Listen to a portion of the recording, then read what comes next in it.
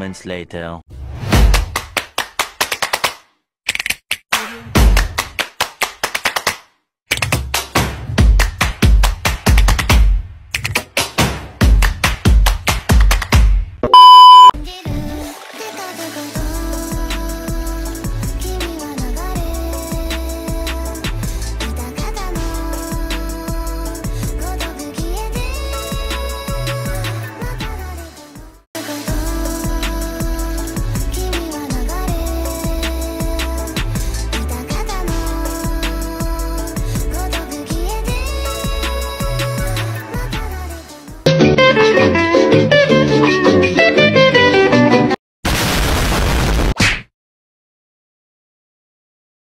Gada oh.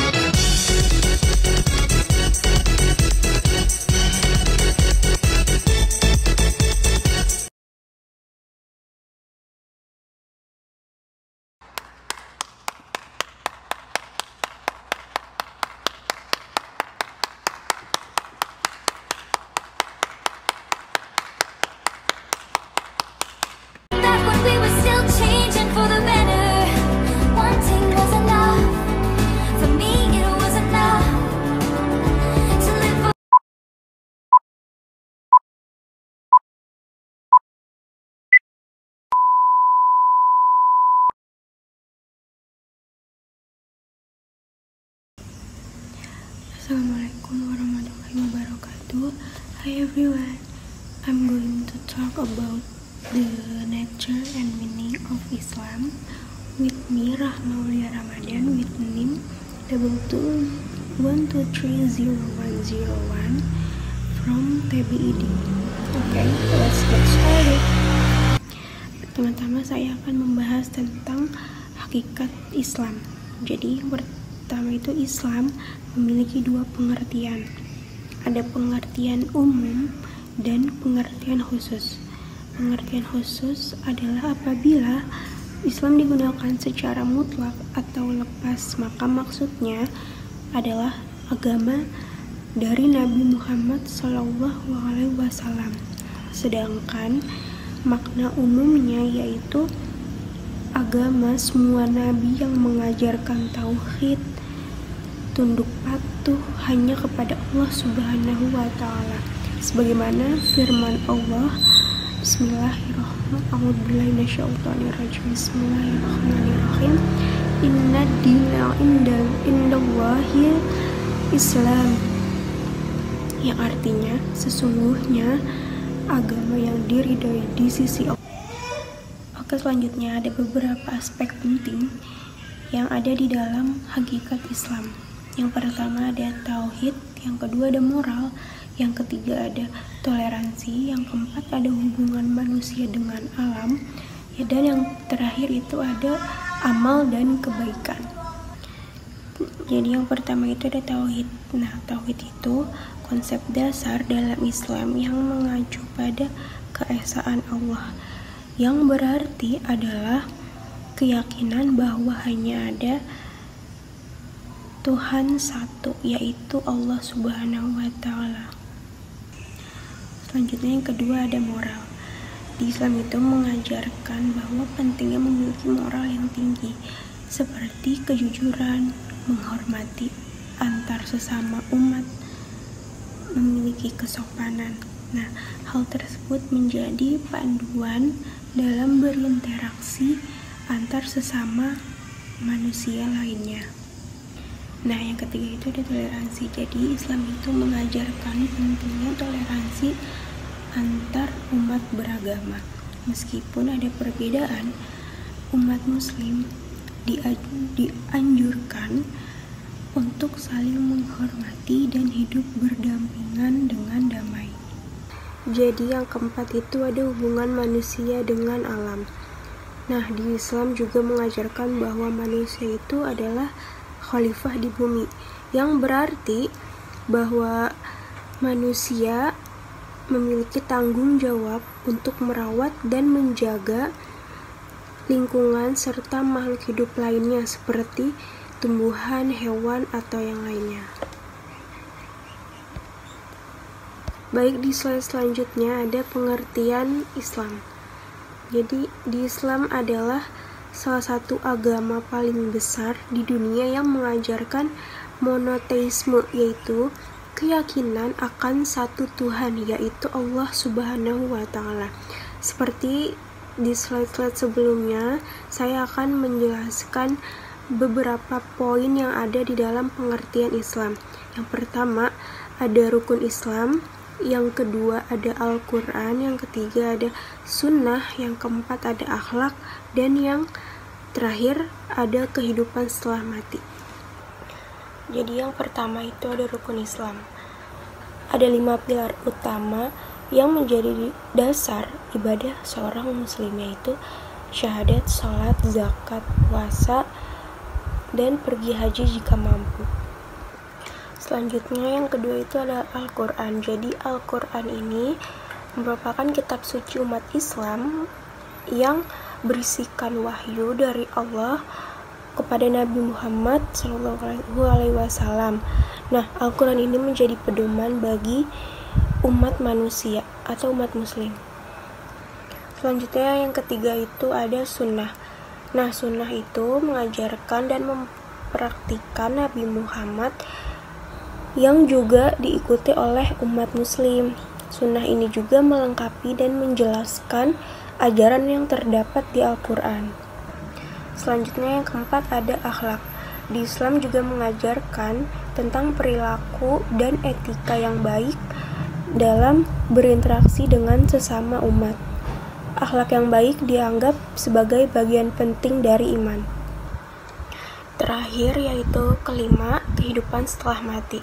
Di Islam juga mengajarkan adanya kehidupan setelah mati, di mana setiap orang akan dihisap atau dipertanggungjawabkan amal perbuatannya selama mereka masih di dunia.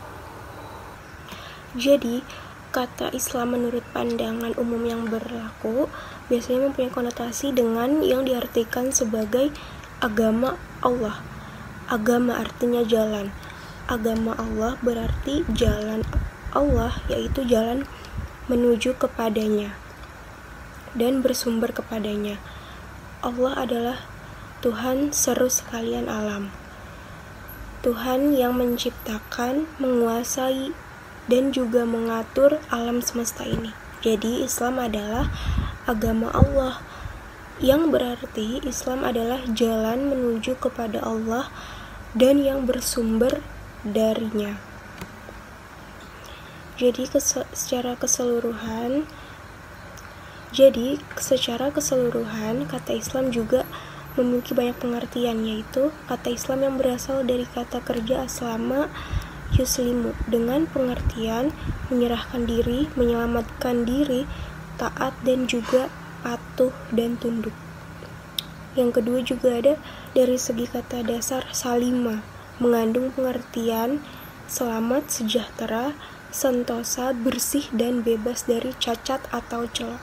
Selanjutnya, jika dilihat dari kata dasar salam, maka akan berarti damai, aman, dan juga tentram. Jadi, kesimpulannya itu, Islam adalah agama yang mengajarkan pengabdian penuh kepada Allah dan mendorong umatnya untuk hidup sesuai dengan moral dan etika yang tinggi. Secara esensial, Islam berarti penyerahan diri kepada kehendak Allah. Bisa juga disimpulkan sebagai menempuh jalan keselamatan dengan jalan menyerahkan diri sepenuhnya kepada Allah dan melaksanakan dengan penuh kepatuhan dan ketaatan akan segala ketentuan-ketentuan yang ditetapkan olehnya untuk mencapai kesejahteraan hidup dengan penuh keamanan dan juga kedamaian. Jadi di pengertian Islam lainnya, menurut makna yang umum adalah beribadah kepada Allah Ta'ala dengan ibadah yang disyariatkan oleh Rasulullah. Sejak Allah Ta'ala disembah oleh hambanya dengan syariatnya sampai dengan datangnya hari kiamat. Oleh karena Islam dengan makna yang umum ini mencakup syariat yang dibawa oleh Nuh alaihi salam berupa hidayah dan kebenaran. Demikian juga mencakup syariat yang dibawa oleh Ibrahim alaihi salam, seorang imam yang hanif, dan juga syariat yang dibawa oleh Nabi Musa dan Isa. Hal ini sebagaimana yang disebutkan oleh Allah Ta'ala atau difirmankan oleh Allah dalam ayat yang banyak yang menunjukkan bahwa syariat-syariat sebelumnya itu adalah berserah diri. Nah, di sisi lainnya, Islam menurut makna yang khusus adalah syariat yang dibawa oleh Nabi Shallallahu Alaihi Wasallam. Hal ini karena syariat yang dibawa oleh Nabi Shallallahu Alaihi Wasallam itu menghapus semua agama dan tanda kurung syariat sebelumnya. Jadilah siapa saja yang mengikuti syariat Muhammad itu disebut sebagai muslim, dan siapa saja yang tidak mengikuti syariat Muhammad itu bukan muslim, karena dia tidak berserah diri kepada Allah Ta'ala, melainkan berserah diri kepada hawa nafsunya. Nah, itulah kenapa Yahudi adalah kaum muslimin pada zaman Nabi Musa alaihissalam, dan Nasrani adalah kaum muslimin pada zaman Nabi Isa alaihissalam. Akan tetapi setelah diutusnya Nabi Muhammad SAW, mereka itu mengingkari Nabi Muhammad sehingga bukan kaum muslimin lagi. Itu juga menjadi penyebab tidak boleh bagi siapapun untuk meyakini bahwa agama Yahudi dan Nasrani yang mereka ikuti pada saat ini adalah agama yang benar dan diterima di sisi Allah Ta'ala, dan sama dengan agama Islam dalam tanda kurung yang dibawa oleh Nabi Muhammad. Jadi kalau kita mengatakan bahwa Islam adalah beribadah kepada Allah Ta'ala dengan syariatnya, maka hal itu mencakup berserah diri kepada Allah Ta'ala baik secara lahir maupun batin, sehingga mencakup agama seluruhnya, baik akidah, amal perbuatan maupun ucapan. Adapun jika Islam itu disebut bersamaan dengan iman, maka Islam bermakna amal jariyah, baik berupa ucapan lisan maupun amal anggota badan lainnya. Sedangkan iman bermakna amal batin, baik berupa akidah atau keyakinan maupun amalan hati.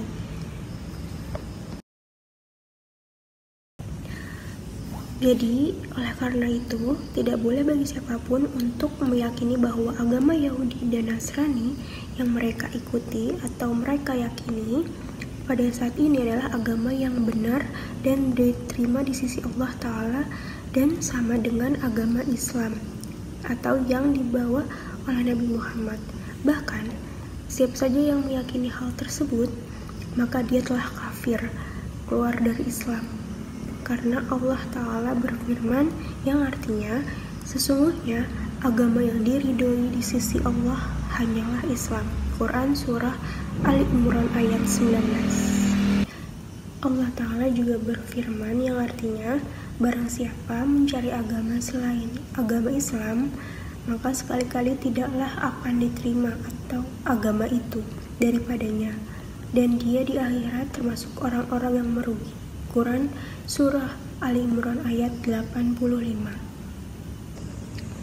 Hamim juga menjelaskan bahwa Islam adalah risalah rahmat bagi seluruh alam, rahmatan lil alamin.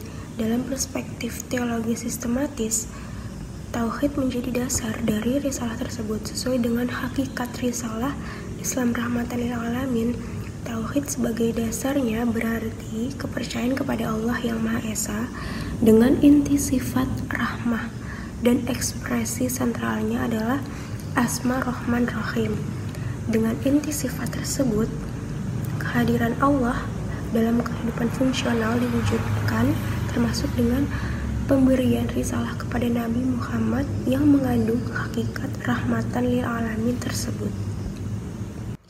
Okay, I think that's enough. Thank you for listening to my presentation. See you next time.